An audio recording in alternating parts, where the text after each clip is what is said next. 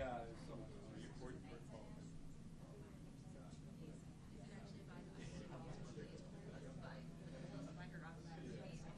Oh yeah, is it good? It's very like it's not as edited, like very fast. Yeah.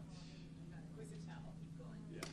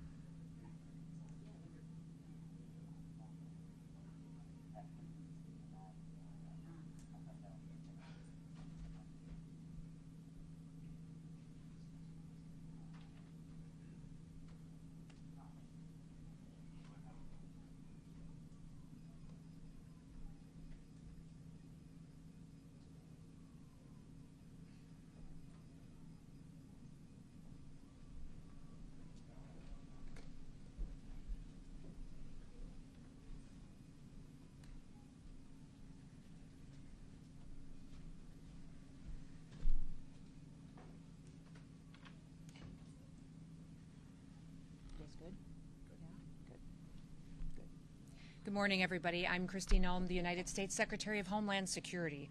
And it's been about 7 months now since President Trump and his administration have been working to make America safe again. As you know, the Department of Homeland Security is tasked with making sure that we have a secure border, which we have overwhelmingly been successful with by President Trump's direction, at making sure we're enforcing our laws in this country, that the rule of law matters, and that it applies equally to everybody. We have had for 3 months in a row 0 illegal aliens entering the United States, which is the first time in this nation's history that we've seen that kind of security at our nation's border. Also, we've been working on getting dangerous, criminal, illegal aliens out of our country. Murderers, rapists, drug traffickers, human traffickers, going out, arresting them, and removing them from our communities so that our families can be safe again at night. Our top priorities have been these 2 items: securing our borders and arresting dangerous criminals and removing them from our cities and our towns and our states across the country from coast to coast. Since President Trump has taken office, we have arrested hundreds of thousands of these illegal criminals. I'm here today because the elected leaders in this state of Illinois are ignoring the law. In fact, they're being obstructionists when it comes to getting dangerous criminals off of their streets. They are deciding that dangerous criminals that are murderers, rapists, money launderers, have committed assault, that are trafficking children, are more important than the families that live in the communities here. That includes Governor Pritzker, Mayor Johnson, and others who have worked so hard to protect these dangerous criminals. They'd rather be a sanctuary state and continue to put those individuals above American citizens who built this country, who've raised their families here for generations and just want to be able to walk down the street safely at night and put their kids to bed and live a peaceful life. Today I'm highlighting 4 different examples of individuals that we've recently arrested here out of this office with the good work of ICE and our HSI officers that we've taken off the streets without the help of the governor or the mayor. Our federal officers have had to do this alone without their support, and these dangerous individuals are now no longer victimizing people because of the good work that we do.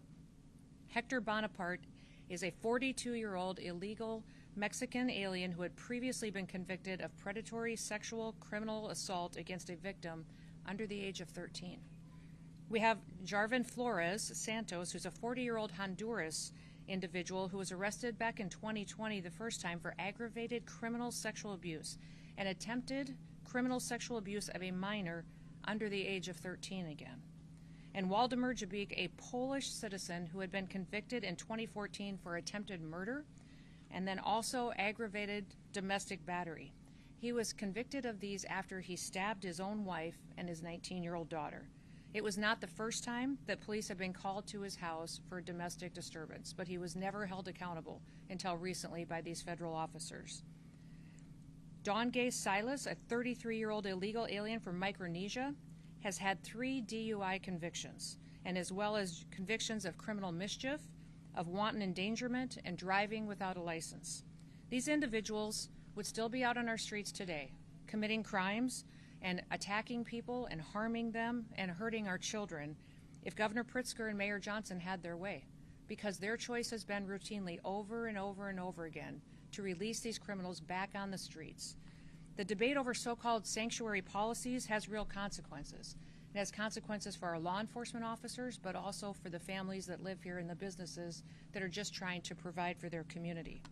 Governor Pritzker and Mayor Johnson are answering that question every single day of who should be our priority, who should be our responsibility, and over again, they're choosing criminals.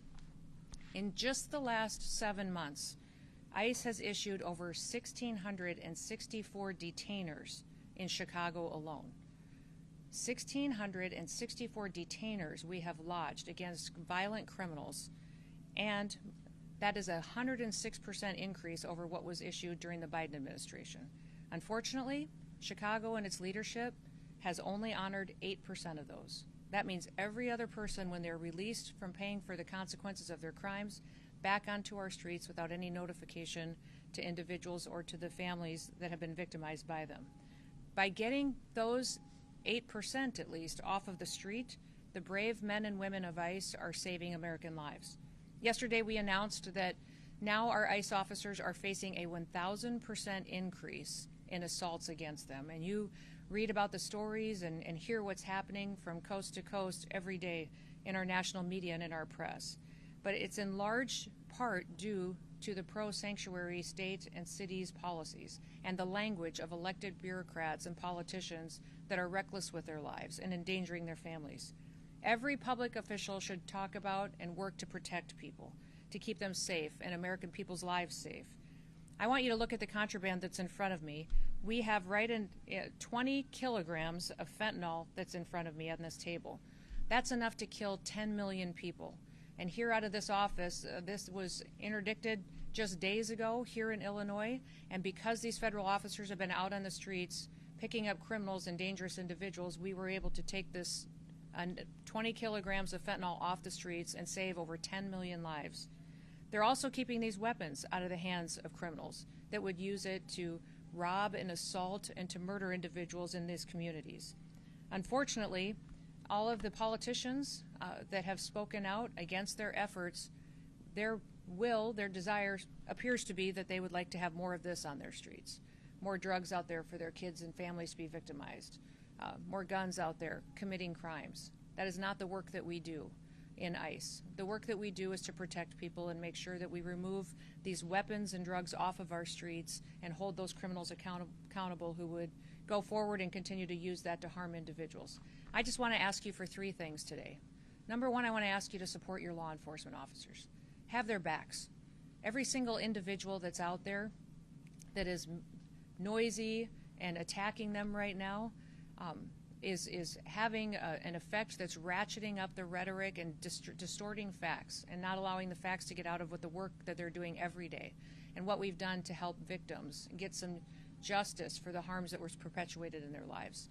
Those of us that appreciate the work of our law enforcement officers, the fact that we're a country that doesn't pick winners and losers. We apply the law, and if we don't like the law, we should be going to Congress to change it. But that is what these law enforcement officers do, is they continue to uphold the law and make sure it applies equally to everybody. Second thing I'd like to ask you to do is stop putting criminals first. Stop making them the number 1 priority. They are perpetuating harm on American citizens, and they need to be held accountable for it. And number 3, I would ask that you think about the family members around you, the people you've spent your time with, the American citizens that live next door to you in your community. Start thinking about what kind of a community they want to live in, what your city should look like, what their families deserve, and put them first. Make them the priority because they're the ones who invested in this country, and keep it safe and keep it productive and keep it the best country in the world. We'll never apologize here for protecting the American people, but we're going to continue to arrest dangerous criminal illegal aliens. We will defend the homeland. That's what ICE is doing, and I'm so proud to be able to walk with them and to lead with them while they fulfill this mission to really keep United States blessed far into the future. So with that, I'll open it up to any questions that you may have. Secretary? Yes. You guys have spent $20 million of taxpayer dollars on a campaign to get people to self-deport using the CBP Home app. How many people have actually done that? What's been the return on investment for taxpayers in that campaign? Well, actually, the $20 million campaign was to send a message to people that if they were here in this country illegally, that they should go home on their own. If they wait until we arrest them and we have to remove them, they'll never get the chance to come back to the United States. So it wasn't just on the app, it was also encourage them to voluntarily go home. We know thousands and thousands of people have used the app, but we also know that hundreds of thousands of people have left on their own, not utilizing a government program to do so. I've been to, I think, 10 different Central American and South American countries and visited with their presidents, with their foreign ministers, interacted with the Department of State, and over again I'm hearing that hundreds of thousands of their citizens are coming home voluntarily. They've seen the ads, they've seen the messages on social media that if they go home on their own, they'll get the opportunity to come back to the United States the right way. And so most of these countries as well are setting up programs to welcome their individuals home. They have housing loan programs that they're setting up. They're allowing them to have food assistance for several months. Several of the countries I've recently visited with are training individuals and workers to come home because their economy has a need for those individuals. So sending that message has been extremely helpful in making sure that people know that here we're going to enforce our laws and that there's a right way to come to this country. And you're going to be allowed to do that if you voluntarily leave. Do you have like current comprehensive numbers We can get it for you, but each specific country has given it to us along the way. But I would say we believe over 1 million people have gone home on their own. Since the CBP Home Act? Since we have started this administration, yes. But we've arrested hundreds of thousands that have gone through our system. Yep. As of July 27th, you've got the contraband display here. Mhm. Talking about the worst of the worst criminal illegal aliens. Mhm. As of the 27th, this is ICE data analyzed by track. 71% of current ICE detainees have no criminal convictions. No, that's not true. Of those that do, Charges and convictions, over 70% of them have pending charges against them or criminal convictions. The others all have final removal orders, which means they're eligible to go back home. are for minor crimes. They're not violent crimes. And I'm just wondering, why are so many other people, besides the worst of the worst, getting swept up in this? Nobody's getting swept up. We're running targeted enforcement operations across the country and using our case files and our information to know who is a criminal in this country that needs to be removed and who has a final removal order. Nothing's changed. Huh? What's wrong with that targeting thing? What's wrong with our targeting? Yeah. Why are so many other people who are just here to work and they're following the law?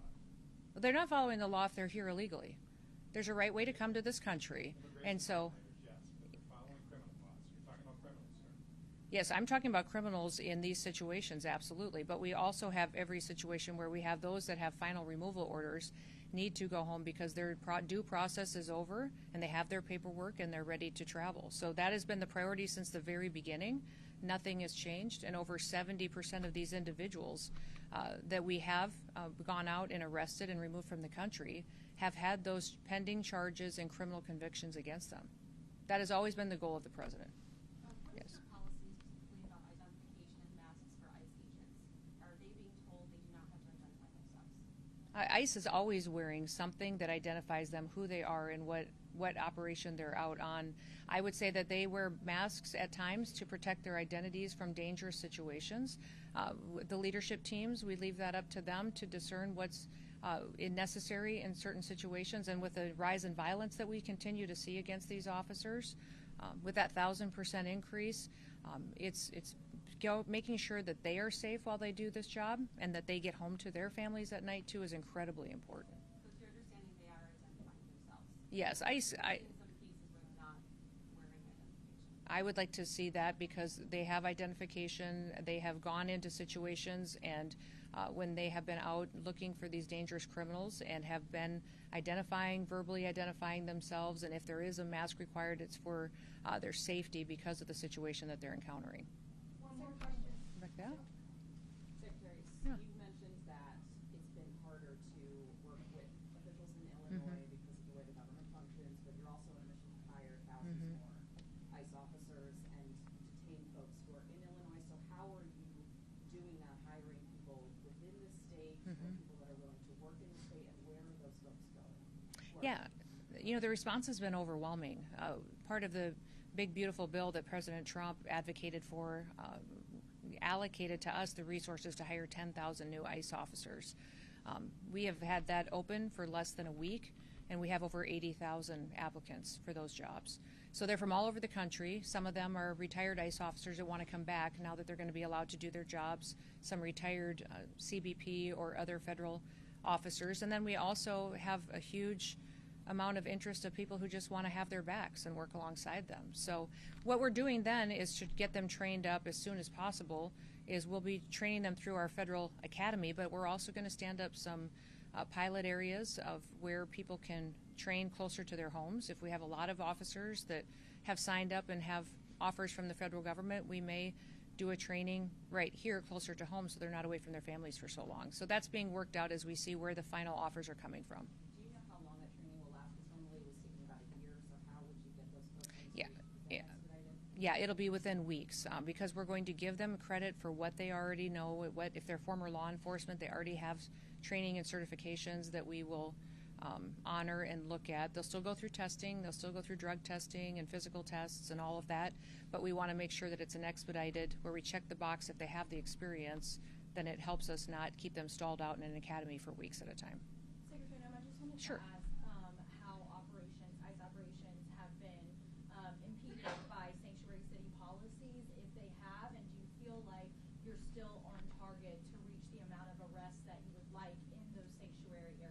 Well, the lack of information sharing is hard. I would say anybody who serves in law enforcement would say they're used to partners. They're used to being able to call up a local law enforcement officer, a sheriff, a highway patrol officer, and say, hey, do you have any information on this individual that is a murderer that's been cited in your city? That's not happening in Illinois. And when we're calling on those most dangerous individuals, when they're being released from your prisons, they're not even letting us know, not honoring our detainers. When we lodge a detainer against someone, it's when you let that person out of jail who's been paying the consequences, let us know so that we can pick them up and get them out of the country. Illinois is not partnering with us on that, which is very, very difficult when we know that those dangerous criminals are going to run free. And many times we go into situations where we don't necessarily have the law enforcement to play a backup role. There are times where we bring more individuals in, more federal officers, because we believe we need to do that for security reasons. So we have great partnerships across the country, over 800 of them, with state and local law enforcement. In other states, we wish we had that here. We wish we could build those partnerships. We're going to keep plugging away, and for us, it's about getting dangerous people off the streets. So our target is to get dangerous people off the streets. Last question back there. Can you give us some clarity on what a 15-year-old might do in ICE? Can they be URO officers? And if so, do you have any concerns about that, how highly stressed that position is? And on the other end of age limits, why do you think someone in their 40s or 50s can do this job instead of the previous age gap? Oh, I think us opening up the age requirement is wonderful for people to have opportunities that they've always wanted. So many people were forced to retire from law enforcement at a young age because of that arbitrary deadline, and now they'll be able to come back and serve a few more years if they'd like to, provide for their families, and then help on the mission of making America safe again. 18-year-olds can come and sign up and help us with processing and paperwork while they train and they get the experience. They can walk alongside our officers. They will all be as fully trained as any full-time officer before they're put in a situation that might require more of them. So we want everybody to be at the same level of skill set and knowledge when they're out doing an enforcement role out on the job. Anything else?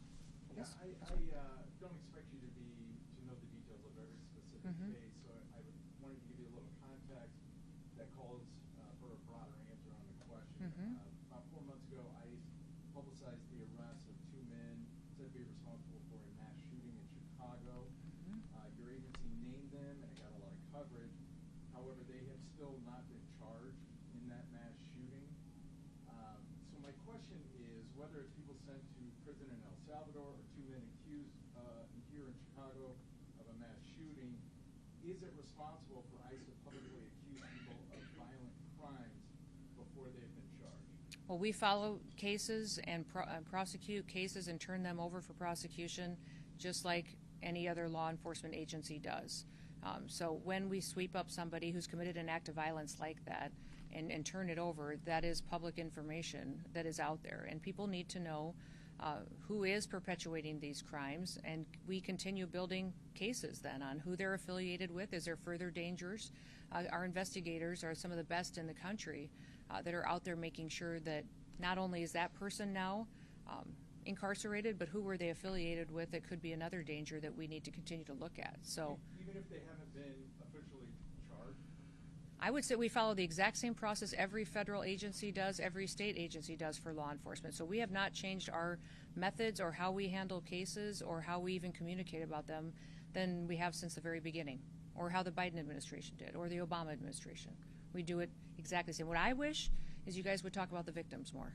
How many people were shot in that mass shooting? How many people were victimized? How are their families doing? You all spend so much time talking about the poor justice for these criminals that are harming individuals every single day, and you don't even think twice to go talk to a mom who's now lived for 1.5 years without her daughter. Go talk to somebody and see how they're doing, trying to get their kids to school, not sure if they're safe. So I would encourage you to remember that there's always victims in these situations, and many times you're focusing on the one who made them a victim. Thank you. You guys have a good day.